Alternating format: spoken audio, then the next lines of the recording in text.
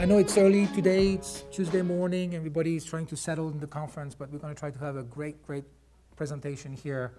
So, hello everyone, my name is David Taieb. I'm an STSM at the Watson Data Platform Developer Advocacy. It's a long title, but basically my role is to talk to developers, because I'm a developer, and listen to them, try to understand their problem, their pain points, give them some ideas and content that they can use into their project. So I want to start with a little quick of a show of hand. Who is a data scientist here? Just one. And who is a developer? All right, so I'm in the right place. So basically, I'm going to make a set of claims and hopefully understand why you are here today. Let's start with a set of facts, like same as climate change. If people deny it, they live in another planet. Basically, the first claim is that more and more companies are making better business data-driven decisions about their customer. It's critical for them. It's survival. It's life or death. They have to make data-driven decisions. And the good news is they are drowning in data. They collect a lot of data every day. But the bad news is also they are drowning in data. So about 90% of the data that they collect, whether it's unstructured or structured, is not leveraged. They don't derive the necessary insight to make the right decision. And we have to recognize that solving the data problems of tomorrow is not going to be done by scientists alone, by data scientists alone. This is where developers, which mean you, have to come in. There's many reasons why you have to get involved into data science. First of all, data scientists are a really, really rare breed. And developers have to get on the bandwagon. But also, the data scientist in his ivory tower has come down. This whole concept of a data scientist as someone in his castle has come down, and it has shifted from the elite few to the empowered many. So developer, which we knew, must get more and more involved with data science. They must move from the traditional stovepipe application, standalone application with 3 tiers, data, middleware, into more data pipeline oriented, where data and analytics are integrated, are fused into the application. And that's what we're going to talk about today. So just a quote of Stephen, which I like a lot, which is, the developer are the new kingmaker. Companies, to be successful, they have to have a very strategic role for the developer. They have to develop a strategy, and that's what IBM and other companies are doing nowadays with setting up a very large and functional developer advocacy to talk to developers to understand their need. When they build services, platforms, they have to talk to developers, understand what their needs are and what their pain points are, and make the platform that we are building, the services that we are building, simple and accessible for everyone. And that's a really important point that I'm going to talk about today. The whole theme is that friction is the enemy of innovations, and developers who are struggling to get and consume APIs or services will not do their job adequately. And they will go somewhere else. They have the choice. Because of the explosion of open source and other components, people have now the choice to go and choose other platforms. So therefore, it's an imperative to understand what the developer goes through when they use a particular API or platform. So this brings me to the actual topic of this presentation, which, how do we blur the line between developers and data scientists? They have to collaborate, but right now there is a big silo, big boundary between them. They use different tools, they have different techniques, they have different backgrounds, and this is a big problem today because communication doesn't flow very naturally. So what I want to do is I want to start with a story that we all know too well, and we're going to see what I'm talking about. And when you see the story, I have a disclaimer, which is all the characters and events that I'm depicting in this story are entirely fictitious, but any similarity to real life is actually intentional. So let's meet Ben, the developer. Ben holds a master's degree in computer science, a young guy, he likes having fun with his friend, have a beer once in a while. He's a full stack web developer. He has many languages of choice that you will recognize yourself in: Java, Node.js, HTML, 5, CSS3. He likes working with data, no SQL. SQL doesn't matter. He's interested into the protocol of the web, REST, JSON, and so on. But he has no major experience in big data, or data science for that matter. His motto is a lazy guy, like he should be. The best line of code is the one that I didn't have to write. So that's Ben. Let's meet Natasha, which is the data scientist. She holds a PhD in data science. She has 5 years experience plus and 2 years plus with the company. She's very experienced in data statistics and machine learning. She likes Python and R, but software engineering is not a thing. So she's interested into the data itself. She's not so much interested into the infrastructures and building the data pipeline around it.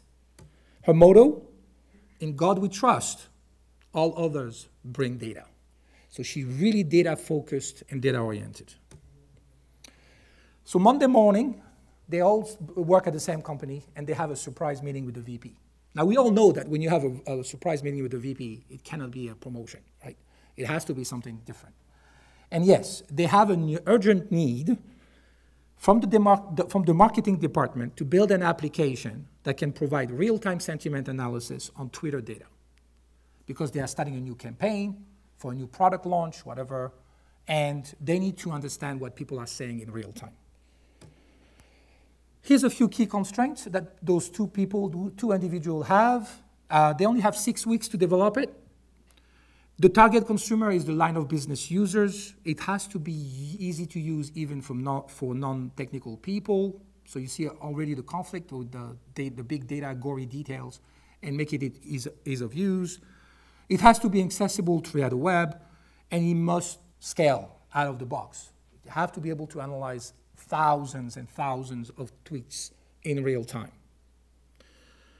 Wow, that's a big order for those two guys. So they start. Ben, of course, start asking. He's going to work with Natasha. He doesn't know a lot about data science. What is data science exactly? So data science is an intersection of three really bubbles. I have this Venn diagram from a website. It's the intersection of a rigorous data science, math, and statistics founded into really mathematical rules, hacking, and expertise. So data science is a science, but it's also a black art. You cannot learn it in 2 days, right? Data science is using a set of tools from mathematical and so on, but it's also a feeling. Working with data takes time. You need to acquire this experience. It's almost a black art. And being able to derive insight from structured and unstructured data, especially when the data is huge, when the data is not clean, you may have some outliers, it's a really, really, really difficult problem, and we all know that. And that's what Natasha is going to be critical in this particular endeavor. But at the same time, Ben is going to be the one who's going to build the data pipeline, the infrastructure, connect to Twitter, and so on. And the two of them have to come together. They have to create some sort of an osmosis to work together, and Ben do some data science, and Natasha being able to call APIs very quickly. So Natasha asks, I don't know about Apache Spark. And Apache Spark basically has been suggested by the VP as the next big thing. So let's take a quick look at what Apache Spark is. Apache Spark is nothing more than a simplified programming model to help you do parallel computing without the gory details. It's very simple. It's not simple in the sense that you can do it without some experience in programming, but it's simple in the sense that it abstracts out all the necessary management of the cluster of nodes talking together. You basically write a set of code without thinking that this code is going to be cut into pieces and then distributed across a cluster of nodes, and then all those nodes are going to synchronize themselves, run together in parallel, and then combine themselves into a set of results. It's one of the fastest growing, it is the fastest growing Apache project today. Let's look a little bit in more details what's in it. It's composed of 4 components. You have Spark SQL, which gives you a SQL engine, a SQL layer on top of big data. which is pretty cool. So you can, if you know SQL, you won't be disappointed here. You can use your SQL skills, and you can build, you can get your data from unstructured, structured, and then move them together into a coherent layer where you can query the data using SQL.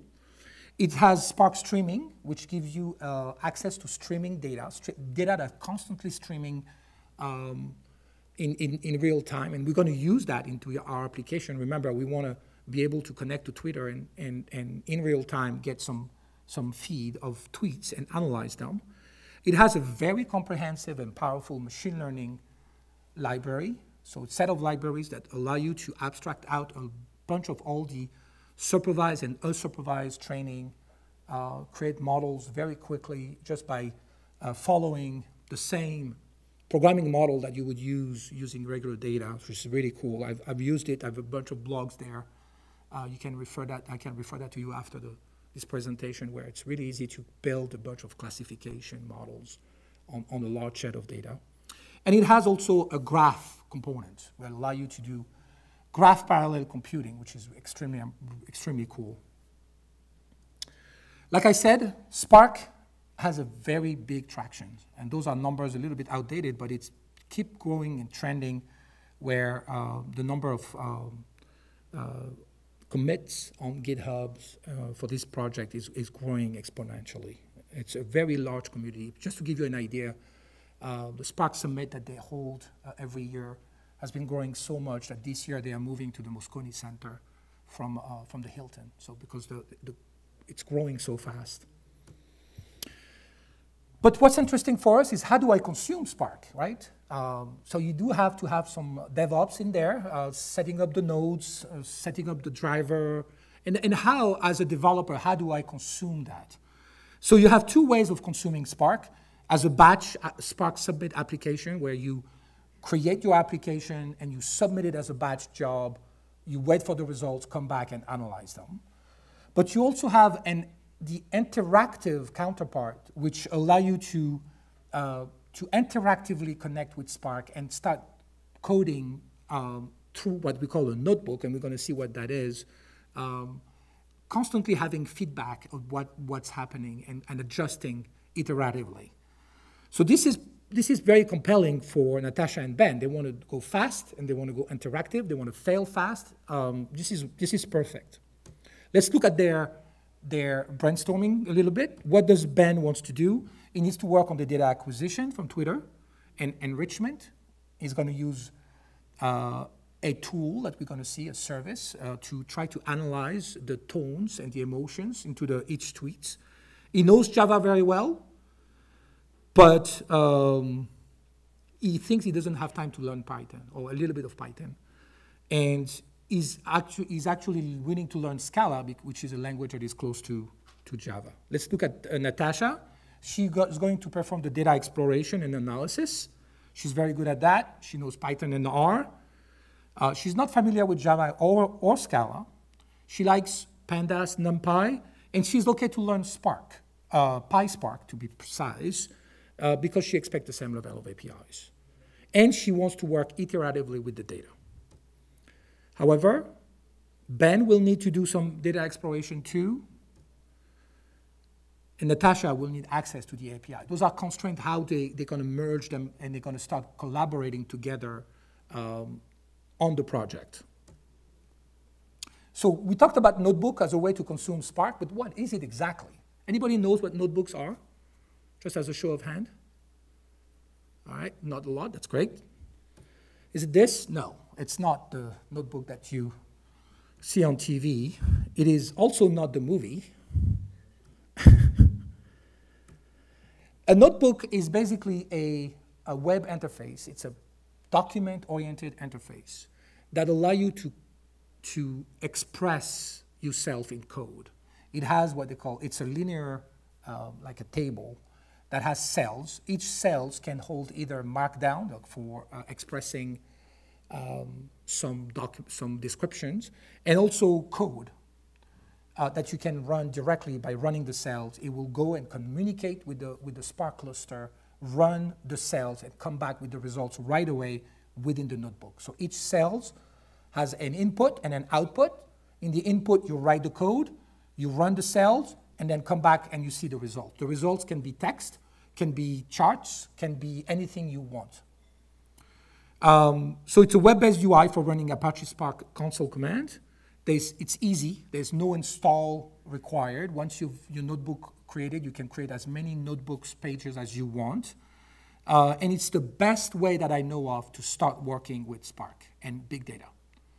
So we're going to talk about that in a minute. But first, there's multiple notebooks out there. And the one I'm going to talk about precisely today is Jupyter. It's by far the most popular notebook that you have. There's other notebooks out there, Zeppelin and so on. But Jupyter is an open source notebook for interactive data science. It supports all the main language, Python, Java, Scala, Node. You even have Haskell and many, many languages. And there's over 2 million users for IPython today. There's multiple ways to host notebooks. You can do it locally today. If you want it now, you can, after the call, I can tell you in about 30 minutes, you can install Notebook and Spark on your laptop and start working with sample data right away. But also on the cloud, there's multiple providers. IBM is one of them with IBM Data Science experience that you can go and without having the hassle of installing a Spark cluster, you can go and start running and create example right away and get started. So how does it work with big data analysis? Basically, you have your notebook, your web interface. It talks to a kernel right here in the middle with Apache Spark support. The kernel itself talks to the cluster. So there's a bunch of nodes allocated for your jobs. And then you have services that you can draw on. Things like statistics, math, machine learning, plotting, cognitive APIs, anything that you need to do your job. Okay, and then the data itself, you can bring it from any sources you want. It can be Amazon S3, it can be local file system, it can be REST APIs, it can be anything you want. It's really, really open to the point where your data can live anywhere you want as long as it's accessible to some form of APIs. You can bring it together, bring it into a Spark cluster, merge it, and then clean it, and then do some ETL into it. It's really, really powerful that way. All right. Notebooks are powerful for data scientists, but Ben is still uncomfortable with it. They seem complicated because everything is expressed in code. And he looked a little bit at it, and just to create a little chart took a long time of a lot of code for him. So there is a very popular library in Python called matplotlib. I don't know if people know about matplotlib. It's great, very powerful, does a lot of cool stuff. But just to create a simple pie chart or bar chart, it takes like 20 lines of code, and most importantly, it takes about 10 minutes, even if you've done it before, it takes about 10 or 20 minutes to go and look it up to write it again. So if all I want is do basic exploration of my data, I cannot keep writing these things. Ben doesn't feel that's something he can do. And that's where PixieDust come in.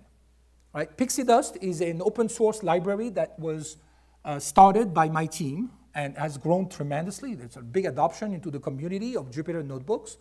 It basically simplifies, right now the main goal is to simplify basic data exploration. The idea is that if you want to create a chart, a basic chart, you should not have to write any code. It's already complicated enough to do your job. If you want to do some basic exploration, you should not have to write any code. So let's do some demo. So we have here a very simple demo that I'm going to show you where I'm creating a data frame. Data frame, by the way, is one of the data structure in Spark.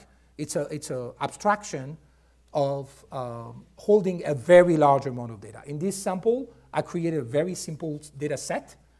But imagine this with 1 trillion records. It's exactly the same. It goes into the cluster, fan out all the tasks, and come back. The idea is that if I want to explore that data that I just got from Twitter, from Facebook, from my system of records on the company or whatever, I should not have to write a lot of code. And the idea is to have one API called display.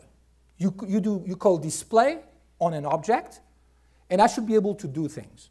And that's what I'm going to show you right now. So I should be able to interactively have the system understand the schema of my data and offer me a graphical interface that allow me, like Excel, to go and start plotting things, but with more power because I can do it on the trillions of records. Okay, so let me go back here. This is, I said before, we have two ways of doing notebooks, local or hosted. I'm going to show you IBM Data Science Experience, which is the IBM IDE for notebooks and Spark. Basically, you sign up. There's a 30-day trial. I think there's a free tier where you can work for free indefinitely, but you get only 2 nodes for the cluster, not a big one. And then you don't need to know what's happening behind the scene. It will start a Spark service for you, a Spark instance with two nodes, and you'll be able to do some data science. It's organized into projects. And I said also about the local, I didn't lie. I'm going to show you after that. We have a script that allows you to install locally Spark, Scala, notebooks, Jupyter on your local laptop in less than 5 minutes. It's all automated.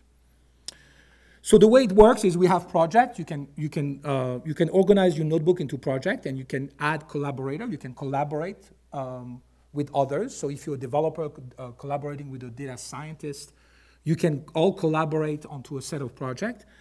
So you see I have my collaborator. I have a bunch of projects here. And for DevOps, I prepared a very simple thing. So here I have 2 notebooks that I started to create last night. When I open it, it opens in edit mode. I can see a lot of information about my notebook. And I click on this little edit.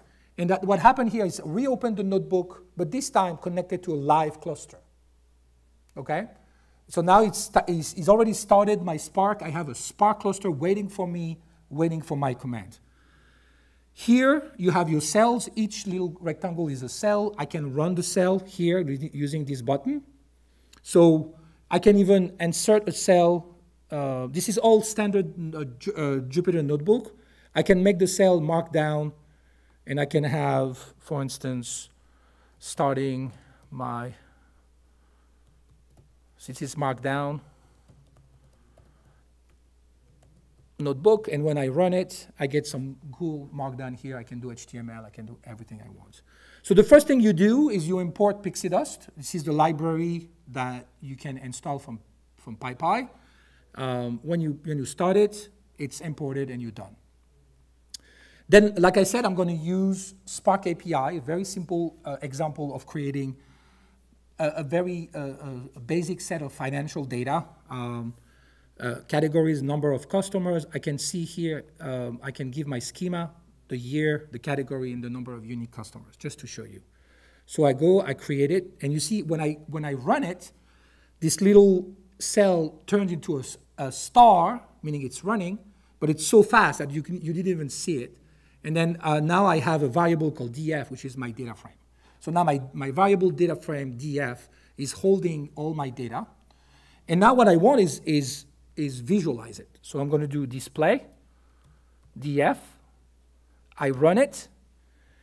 And here you can see it's creating a Chrome for me, analyzing the data and showing me a bunch of menus, options. This set of options, it's loading the data right now. Let's hope that I'm not succumbing to the live demo thing.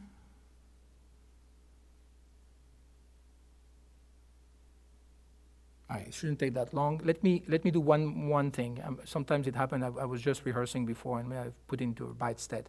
I'm going to stop the kernel quickly. I'm stopped. I'm going to reopen that notebook. So now I've stopped the kernel, so it's creating a new kernel. You can see here, starting the kernel, it's creating a fresh Spark instance. It remembers what I've typed. So the good thing about Notebook is I can save them and share them with other people. So I can go and say import PixieDust again, recreate my data frame, a simple data frame. And then once that's done, so you see the star, so it's a fresh kernel, it's re-provisioning everything, so it takes a little bit longer the first time. I'm done. I can go and do display again, and this time, hopefully, I can see my data. Yes. So here I have the first view, which is a preview of my data, so which is always a good thing to do. I can see the schema right here. It's all interactive. This is, by the way, not part of Jupyter proper. This is PixieDust who's doing it. Then I can say, I want to organize my data into a chart. So I can go to bar chart.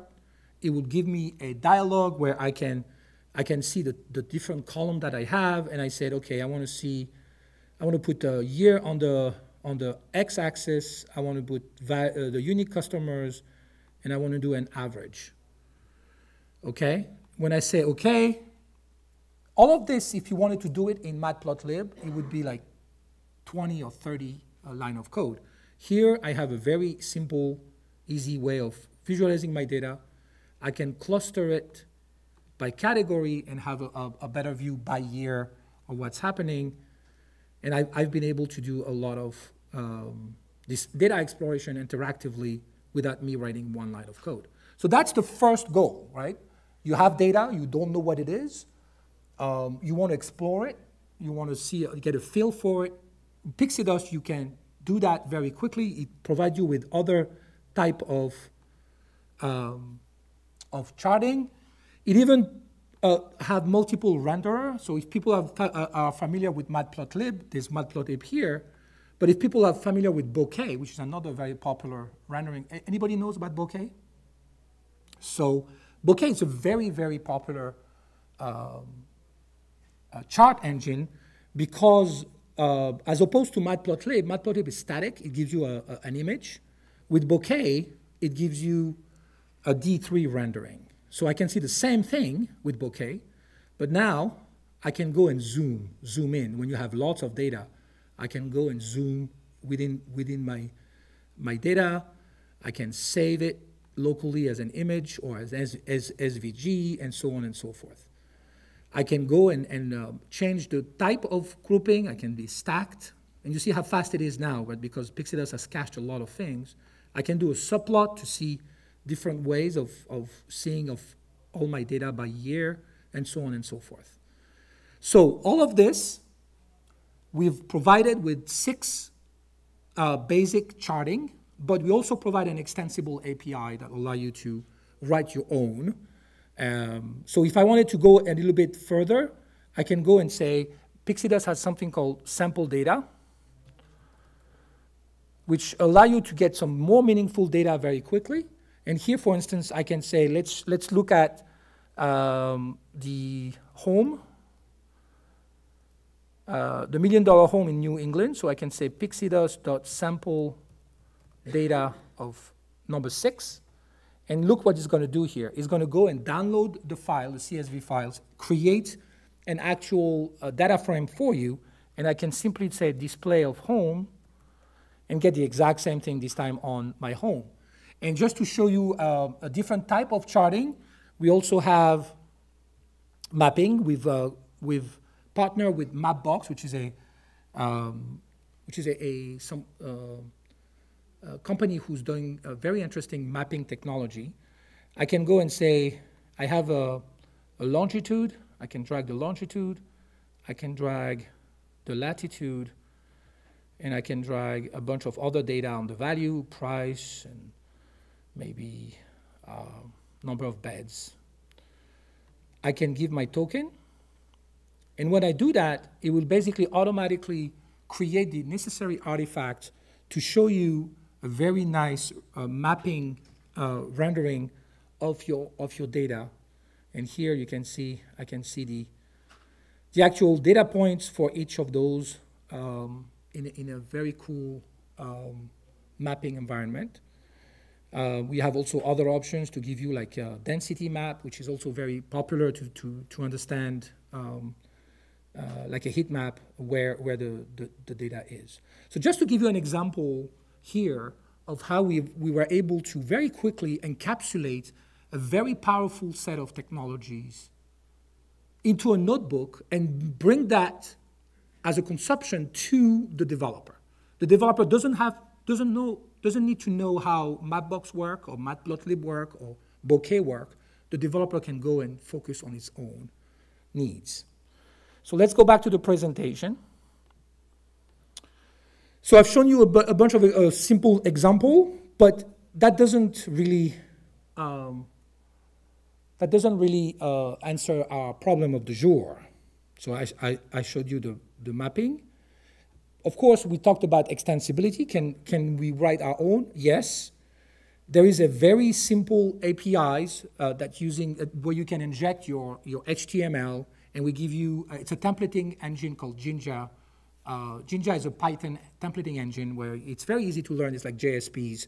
And you can follow the actual infrastructure to write your own engine. So here, for instance, I created a very simple, my own table to display data, and just a quick classes here and there, and then you get a new menu directly added into the PixieDust Chrome. Okay, you can encapsulate that into your own Python library, put it onto PyPy, and then have your users just basically use it as they would use any other library. I'm okay to use Python, but I'm really more comfortable with Scala. So how do I solve that problem, right? Natasha and Ben need to work together. Natasha is comfortable in Python, Ben is comfortable in Scala. Of course, notebooks support Scala, but it's a different notebook instance. So we don't want to have Ben working on its own Scala instance and Natasha working on her own Python instance, and then somehow meet in the middle.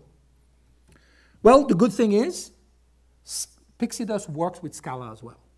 You can run your Python library into a Scala notebook. And that's one of the big advantage of PixieDust is that Python comes with a very rich ecosystem of libraries to chart. And if you are only wanting to learn to work with Scala, you can. You can do exactly the same thing. I'll show you an example here of a Scala notebook invoking PixieDust in the same library. Here, I'm using another renderer called Seaborn, which is more focused on data science itself with line of regressions and Pearson correlation and so on. But you exactly do the same thing. Okay, so let's go back to our problem here. What is our architecture? Our architecture is very simple. I have Twitter. It's a bunch of API. I bring those tweets into Spark using Spark streaming. I call Watson Tone Analyzer, which is one of the Watson cognitive services on Bluemix. I can send those via REST APIs, those tweets one by one. And remember, it's Spark, so it's going to be clustered. And it's going to be really fast. Send them to Watson, get back a bunch of score, enrich the data that I got from Twitter, and then have Natasha do the data science. Very cool. So we're going to divide the task. Ben is going to go, he's comfortable in Scala, that's fine. He's going to work in Scala, he's going to implement the Spark streaming connector to Twitter. He's going to call Watson Tone Analyzer for each tweet, and he's going to return a data frame, a Spark data frame to Natasha, who can then do the data science. Natasha is going to use PixieDust Package Manager, which is another feature of PixieDust, to import the jar that Ben has written, install it, and then use the display API of PixieDust to start doing her visualization. A quick word on Tone Analyzer. Tone Analyzer is one of the 27 plus cognitive services available on Bluemix. It's completely REST-based. You can go and try it for yourself today. You basically send some text into the JSON format. It will return you with a very rich set of scores, including anger, consciousness, happiness, and try to analyze the tone of the text that you sent. Try it today. It's available. You can connect to Bluemix, and it's free. Free trial. You can try it for yourself. So let's look at the application itself. I mean, this is the best part that I talk to people. So remember what happened. I'm going to go back here. I'm going to go back to my project. I'm going to kill the kernel just to be sure. Last time I had a little problem. I'm going to start fresh for you guys. I'm going to go and edit this Twitter sentiment. Now, remember what happened. Ben wrote a jar that connects to Twitter using Spark streaming. For each tweet, send them to the Watson tone analyzer, come back and bring back a data frame. Now, this is in Java, in Scala, which is Java. Natasha is in Python. She needs to be able to call out the code from Ben, which is not written in Python. And there, PixieDust has another feature called the Scala bridge. Allow people from Python to invoke any Scala code that they want. Okay? So here I first import PixieDust, like I told you, like the beginning of everything. And then I use the package manager right here to install the jar into my Python environment. I need some credentials, so don't take a picture. Those are real credentials. So I'm going to put those credentials, and this is important, into Python variables. You see, I get my username, password, secret, whatever. All the credentials for Twitter and all the credentials for Watson Tone Analyzer into a Python variable. But then I need to invoke Ben's code. And this is where another feature of PixieDust is that it is able, from Scala, to access variables that I was defined in Python. And that's what I do here. You see here, Twitter consumer key. I'm using it right there into Scala as is, as part of the magic. So I'm going to run it. And what it does here is it runs the code, run the Spark streamer. I said to run it for 30 seconds only because we don't have a lot of time. But in a real scenario, you will let it run for longer periods of time. So here is going to start running, and you're going to start seeing here at the bottom the result of the stream. Is connecting to Twitter, and it's going to start collecting tweets. Each tweet here is sent to Watson Tone Analyzer and augmented. So I get the text, the author, the date from Twitter, and then when you analyze the tweets, you're going to see all the emotion score for each of the tweets. So let's let it run a little bit. So you see it collected 167 records and so on for 30 seconds. And at the end, I'm going to show you that I can do some data science on that tweet, on that data frame, analyzing everything that has been done. So it's done. I can run another piece of code to create my data frame. And you see another feature of PixieDust. I showed you how I could use Python variables into Scala. I can do the opposite as well. I can define a variable in Scala and using in Python, which is really powerful. So here I created, you see, a new data frame. I call it __df. It has to be called with _ to tell PixieDust that it's a variable you want to transfer to Python. And you can see the schema right here that contains at the top the field given by Twitter, and at the bottom all the emotion enriched by Watson. And here I'm back into Python now. I can simply use display on the tweets to show the results. Hopefully it's going to work.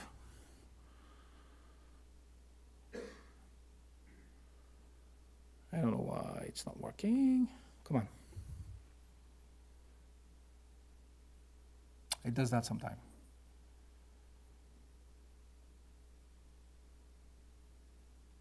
It should have worked. Just to show you that it's real code. All right. When this happens, what I do is I restart the kernel. I won't make you have to go through that again, but one thing that I wanted to show you, so I'm going to do that. I restarted the kernel. Shift there. Redoing this, redoing that. See, I can run those cells. They will be queued up, and they will be added. So let's go back for now while it's doing this. Let's go back to the presentation. I show you the demo, and we are back. We are back to the VP. So they're very happy. They got what he wanted. We can connect to Twitter, we can analyze what's going on, we can coalesce, group the tweets by hashtags, and understand, have an aggregation of all the emotion that people are talking about this particular hashtag. The VP is very happy. They did that a very, very short amount of time, but there is still a problem. They said as a key constraint that they wanted this particular application to be usable by line of business users who are not technical. So that's a problem, right? You cannot expect people to see all this mumbo-jumbo code. So what can we do with PixieDust there? So PixieDust has yet another feature which is called the embedded app. You can build an embedded app directly into PixieDust. And you can encapsulate all the things that you've seen into a nice application. So let's see it in action. I can simply have people put their credentials like this and then call a simple Twitter demo. This is an extension to PixieDust that I wrote, and have the entire thing that you saw decompose into code into a nice UI that line of business user can see and apply there directly in real time. And all of this is written by using the API that I showed you, decomposed into the notebook. I put them together into a very user-friendly interface that people can invoke with one call. So let's try to see if I can make it work. So I'm back here. Okay, there's some errors, but let's go back directly into here. So I'm back here. I'm going to show you the actual versions of the Spark streaming working into a notebook. So first, of course, I need to put my credentials and then simply call Twitter demo. And that's going to show me, I'm going to make it a little bit bigger, this user interface that looks like a dashboard that line of business user can be comfortable with. So you see what we've done here? We went from Notebook as a powerful tool for data scientists, Notebook as a tool that developer can be comfortable using, and we even pushed the envelope to try to see, hey, maybe line of business users who have no idea what data science or they are not technical, that could be comfortable using as well. So in this particular case, I have this interface. I can provide some keywords, like let's say, well, my favorite is Trump, of course, is the most prolific tweets. And let's say Russia. That's something that they talk about. If I click on Start Streaming, is invoking the Spark streamer that I showed you before, but through the user interface. And you can see here is starting to get records, and it's starting to analyze them, send them to Watson, and in a second, you're going to see multiple things happening on the left. You're going to see the tweets that match Trump and Russia. You can hold over and get the actual decomposition of emotion for each tweet. So you can see this tweet, for instance, has 75% extraversions, and joy is 52%, sadness is 20%. And in the middle, it will show you a real-time graph of all the hashtags that people are most talking about. And it's analyzing in real time and giving you a nice view of what the hashtags that people are talking about. So if you are the chief marketing officer of a company and you want to know what people are talking about when you're launching a new product and you want to do it in real time, you configure your little Twitter sentiment analysis with some keywords and you run it. It will, in real time, will start telling you a lot of information about what's happening. And remember what I said at the beginning. Data-driven decision, people have less and less time to make bet the business decision.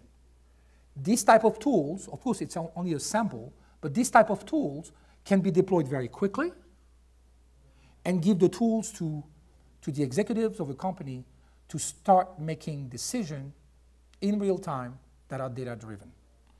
But I don't have to stop there. What I showed you here is an example. There's APIs that you can build your own application if you want to. But in this particular case, I can stop streaming. And when I stop streaming and I go back to Notebook, guess what? I get access to a data frame. And then I can give that data frame to my data scientist to do some further data science. This is not only application-driven where the data is lost. The data is captured into a Spark cluster. And then when I go back to my notebook, you will see that it says here, a data frame with the tweet has been created. And I can do display on the tweets, and hopefully it's going to work this time. And it's working. And the tweet that we just created, and there they are. I can go and start doing some things with it. I can even do some distribution of things very quickly, do a pie charts very quickly. And this is my pie charts, okay? So let's go back to the presentation. I think we have a few minutes left. So I've shown you the whole thing. Let's go back where we are. Okay, success. Now the VP is happy, and Ben and Natasha get to keep their job. Conclusion.